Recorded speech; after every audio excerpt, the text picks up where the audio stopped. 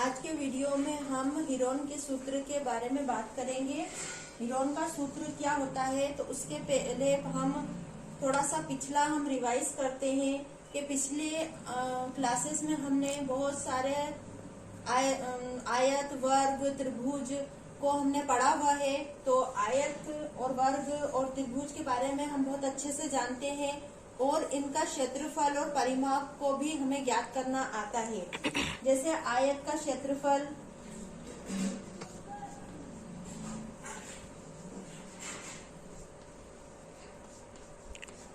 क्षेत्रफल का सूत्र होता है लंबाई गुणित चौड़ाई। आयत का क्षेत्रफल का सूत्र होता है लंबाई गुणित चौड़ाई। ये हम पिछली क्लासेस में पढ़ चुके हैं। और आयत का परिमाप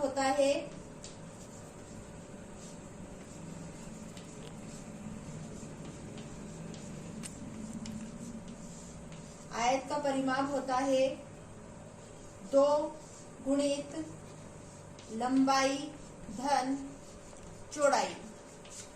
अभी 9th क्लास के बच्चों के लिए मैं ये मान रही हूँ कि आयत का क्षेत्रफल और आयत का परिमाप क्या होता है, ये आपको क्लियर है। अगर आप आयत के क्षेत्रफल और परिमाप को में डिफरेंस नहीं जानते हैं तो आप प्लीज कमेंट में हमें जरूर बताइए। तो आयत का क्षेत्रफल का सूत्र होता है लंबाई गुणित चौड़ाई और आयत का परिमाप का सूत्र होता है 2 कोष्टक में लंबाई धन चौड़ाई। अब हम आगे चलते हैं, वर्ग पर चलते हैं। तो वर्ग का क्षेत्रफल होता है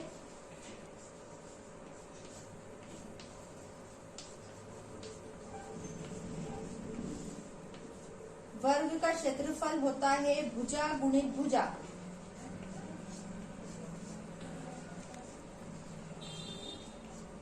वर्ग का क्षेत्रफल होता है भुजा गुणित भुजा और वर्ग का परिमाप होता है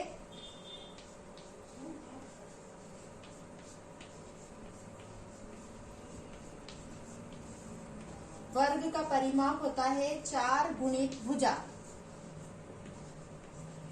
ये इसका सूत्र होता है। वर्ग का क्षेत्रफल होता है 4 गुणित भुजा और वर्ग का परिमाप होता है वर्ग का क्षेत्रफल होता है भुजा गुणित भुजा और वर्ग का परिमाप होता है 4 गुणित भुजा। ये इसके सूत्र हैं जो हम पिछली क्लासेस में पढ़ चुके हैं। आज हम हीरोन के सूत्र के बारे में पढ़ेंगे, तो उसके लिए हमें थोड़ा सा पिछला रिवाइज करना पड़ेगा। तो हम अब वर्ग का क्षेत्रफल परिमाप हो गया। अब हम त्रिभुज का क्षेत्रफल लेते हैं। त्रिभुज के क्षेत्रफल का सूत्र होता है 1/2 गुणित आधार गुणित ऊंचाई। 1/2 आधार गुणित ऊंचाई ये त्रिभुज का क्षेत्रफल होता है। अब हम समकोण त्रिभुज के बारे में बात करते हैं। समकोण त्रिभुज मतलब ऐसा त्रिभुज जिसका एक कोण 90 डिग्री का होता है। तो हम समकोण त्रिभुज की बात करते हैं। तो इसकी एक भुजा 5 सेंटीमीटर, एक भुजा 12 सेंटीमीटर और एक भुजा 13 सेंटीमीटर है और यह एक समकोण त्रिभुज है। समकोण त्रिभुज मतलब यहाँ पर एक 90 डिग्री का कोण है। तो हम जो इसकी नीचे वाली लाइन है, नीचे वाली रेखा है, इसको हम आधार, जो ये 5 सेंटीमीटर वाली है इसको आधार मानते हैं और जो ये समकोण वाली रेखा है उसको ऊंचाई मानकर हम सूत्र लगा सकते हैं। तो त्रिभुज का क्षेत्रफल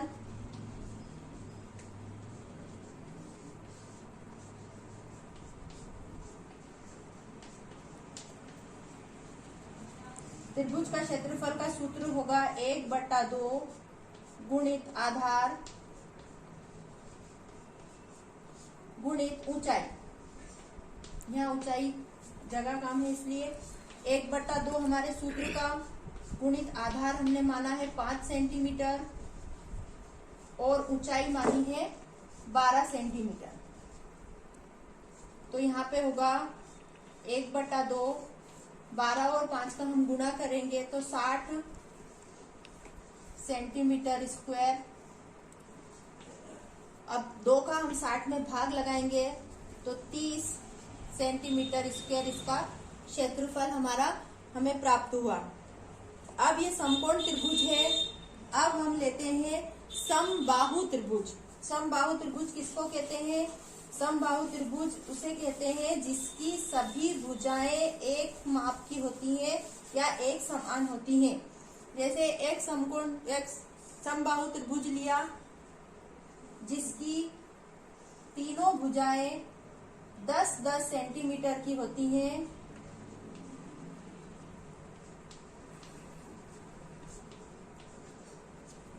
तो हमें इसका आधार तो पता है क्योंकि ये आधार हो गया हमारा 10, लेकिन ऊंचाई नहीं पता है क्योंकि ये दोनों रेखाएं सीधी नहीं है, तिरछी है। तो इसमें हम यहाँ से लंब डालेंगे जो आधार वाली रेखा को दो भागों में बांटेगी। मतलब ये जो 10 सेंटीमीटर है दो भागों में बढ़ जाएगा। तो यहाँ पे हो जाएगा 5 सेंटीमीटर और 5 सेंटीमीटर। इस पे हम कुछ नाम दे देते हैं, Q, M, R और P। अब देखिए इधर वाला जो हमारा हिस्सा है ये समकोण त्रिभुज बन रहा है। तो समकोण त्रिभुज को हम समकोण त्रिभुज में हमें आधार और कर्ण दे रखा है। लंबाई को ज्ञात करने के लिए हमें पाइथागोरस थ्योरम लगानी पड़ेगी। पाइथागोरस थ्योरम भी हम पिछली कक्षा में पढ़ चुके हैं। तो यहाँ पे हमारा होगा QP की घात 2 बराबर QM की घात 2 धन, थोड़ा सा नीचे लिखते हैं, QP की घात 2 कर्ण का वर्ग बराबर आधार का वर्ग QM की घात 2 धन PM की घात 2। हमने पिछली क्लासेस में पाइथागोरस थ्योरम पढ़ी थी। कर्ण का वर्ग बराबर आधार का वर्ग धन लंब का वर्ग। ये हमने पाइथागोरस थ्योरम पढ़ी थी। अब हमने QP का दे रखा है यहाँ पे 10। तो यहाँ पे आ जाएगा 10 की घात 10 सेंटीमीटर। तो 10 सेंटीमीटर की घात 2 बराबर QM हमारा यहाँ पे 5 हमने निकाल लिया क्योंकि ये पूरा है। अभी हम सिर्फ इसी त्रिभुज की बात कर रहे हैं। तो 5 की घात 2 धन PM हमें ज्ञात करना है। तो PM की घात 2, 10 की घात 2 मतलब 100 बराबर 5 की घात 2 मतलब 25 धन PM की घात 2। अब हम 25 को इधर लेके आएंगे तो यहाँ पे हो जाएगा हमारा PM की घात 2 बराबर 100 ऋण 25। और यहाँ हमारा होगा 100 ऋण 25 मतलब 75।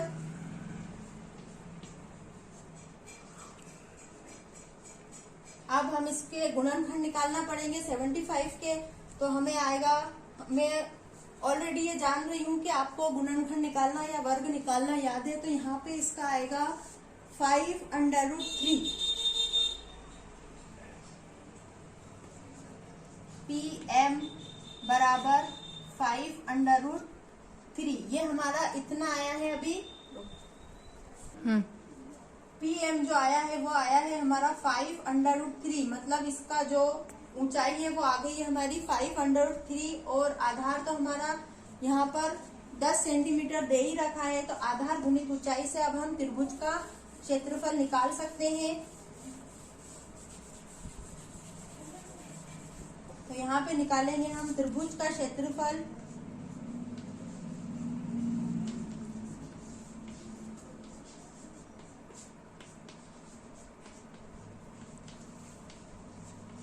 त्रिभुज का क्षेत्रफल बराबर 1/2 गुणित आधार गुणित ऊंचाई। अब आधार तो हमारे 1/2 हमारे सूत्र का, आधार हमें दे रखा है 10 सेंटीमीटर और ऊंचाई निकाली हमने 5√3। तो यहाँ पे हो जाएगा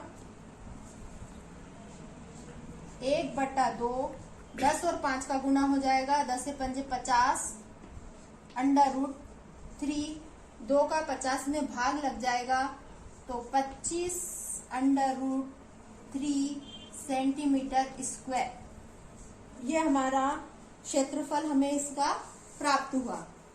अब ये हम समबाहु त्रिभुज के बारे में बात कर रहे थे, अब हम समद्विबाहु त्रिभुज के बारे में बात करेंगे।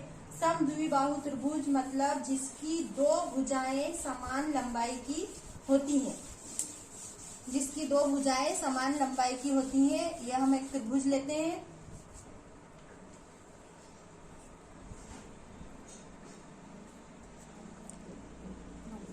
द्विबाहु त्रिभुज लिया है, इसको हम नाम देते हैं एक्स, वाई और जेड। इसकी 2 भुजाएं 5-5 सेंटीमीटर की समान है क्योंकि समद्विबाहु त्रिभुज है, और इसकी नीचे की भुजा 8 सेंटीमीटर की है।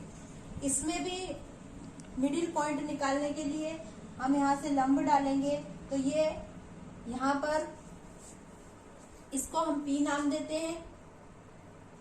ये 4-4 सेंटीमीटर में इसको बांट देंगे।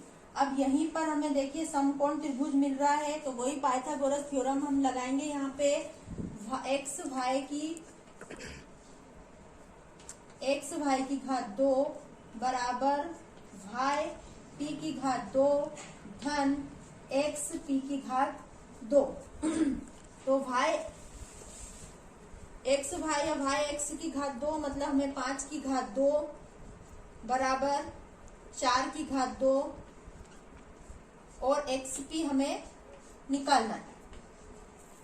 तो 25, 4 चौक 16 धन एक्स पी की घात 2। तो एक्स पी की घात 2 बराबर 25 ऋण 16। एक्स पी की घात 2 बराबर 9। एक्स पी की घात 2 बराबर 3 की घात 2। वर्ग से वर्ग घट जाएगा, तो एक्स पी बराबर 3 सेंटीमीटर। ये हमारा क्या आया है, ऊंचाई आई है, यहाँ पे आ गई 3 सेंटीमीटर। अब वही सूत्र हम लेंगे, त्रिभुज का क्षेत्रफल बराबर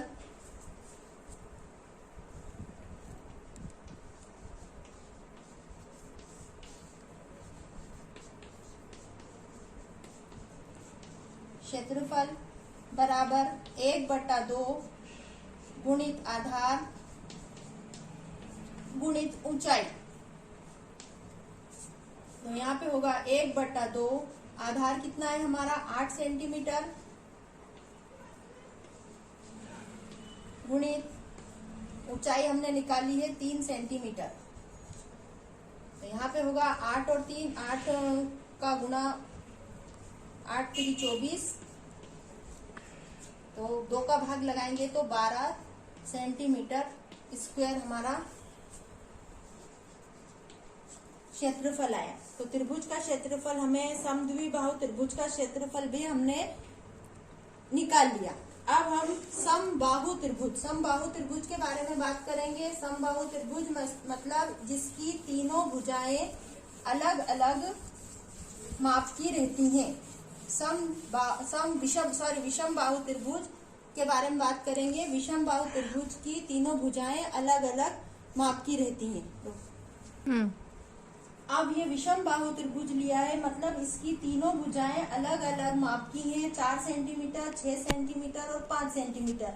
तो जब हम इसका मिडिल पॉइंट लेंगे तो इसकी जो माप है वो अलग हो जाएगी। तो इसका क्षेत्रफल इस तरीके के त्रिभुज का क्षेत्रफल निकालने के लिए एक अलग सूत्र की जरूरत पड़ी, जिस सूत्र को हीरोन का सूत्र कहा गया है। इसका सूत्र के लिए त्रिभुज का क्षेत्रफल निकालने के लिए एक सूत्र आया जिसको हीरोन का सूत्र कहते हैं। तो त्रिभुज का क्षेत्रफल बराबर अंडर रूट में s कोष्टक में s ऋण a, s ऋण b, s ऋण c। यहाँ पर s जो होगा त्रिभुज का अर्ध परिमाप कहलाएगा। s जो है त्रिभुज का अर्ध परिमाप और ए बी सी त्रिभुज की तीनों भुजाएं, ए बी सी तीनों भुजाएं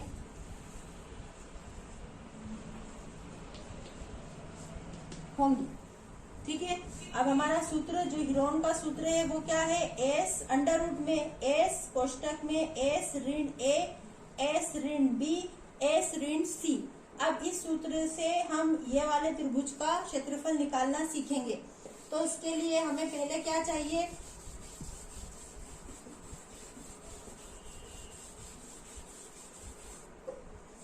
माना भुजा ए हम लेंगे 6 सेंटीमीटर, बी भुजा लेंगे हम 5 सेंटीमीटर और सी भुजा लेंगे हम 4 सेंटीमीटर। अब हम S निकालेंगे। S मतलब त्रिभुज का अर्ध परिमाप। तो परिमाप क्या होता है, तीनों भुजाओं का योग। तो हम तीनों भुजाओं का योग करेंगे 6। पहले सूत्र लिखें, A धन B धन C बटे 2। तो A कितना है 6 सेंटीमीटर, B 5, C 4 बटे 2 कितना आएगा 15 बटे 2। अब 15 बटे 2 में 2 का भाग लगाएंगे, 15 में 7.5 सेंटीमीटर। अब ये हमारा क्या निकला है, एस निकला है। अब इस एस से हम पूरा क्षेत्रफल निकालेंगे। तो क्षेत्रफल का सूत्र, हीरोन का सूत्र लिखेंगे हम, त्रिभुज का क्षेत्रफल बराबर अंडर रूट में एस ऋण ए एस ऋण बी एस ऋण सी। एस हमने निकाला है, जहां जहां एस है वहां पर हमें क्या लिखना है 7.5। तो यहाँ पे आएगा 7.5 कोष्टक में 7.5 ए भुजा है हमारी 6 सेंटीमीटर। तो यहाँ पे आ जाएगा 6, फिर 7.5 ऋण 5 सेंटीमीटर और 7.5 ऋण 4 सेंटीमीटर। यहाँ पे आ जाएगा 7.5। अब यहाँ पे 7.5 में से 6 घटेगा तो यहाँ पे आ जाएगा 1.5। यहाँ पे आ जाएगा 2.5। यहाँ पे आ जाएगा 3.5। अब हम इन तीनों को जोड़ेंगे और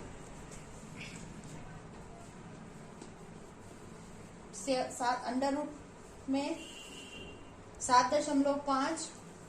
अब इन तीनों को जोड़ेंगे तो यहाँ पे इन तीनों का गुणा करेंगे तो उसके बाद हम इसमें 7.5 का गुणा करेंगे।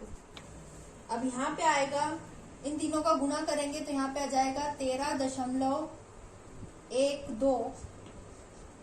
अब इसमें 7.5 का गुणा करेंगे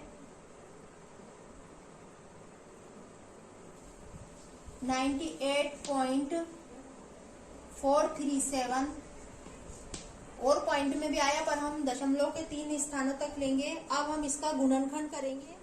तो आपको हीरोन का सूत्र समझ में आ गया होगा कैसे निकालना है। अब हम उदाहरण और प्रश्नावली के सवाल अगले वीडियो में देखेंगे। और प्रश्नावली के सवालों को हासिल करने के लिए आपको हमारे चैनल को सब्सक्राइब करना पड़ेगा। अगर आप हमारे चैनल को सब्सक्राइब करते हैं तो आपको ये प्रश्नावली के सवाल आसानी से मिल जाएंगे। और पूरे 9th 10th का मैथ्स, 6 to 10th तक का मैथ्स के अगर सवाल चाहिए तो आप हमारे चैनल को सब्सक्राइब कीजिए और जो समस्या हो उसको कमेंट सेक्शन में जरूर लिख के पहुंचाइए और अपने दोस्तों को भी शेयर कीजिए।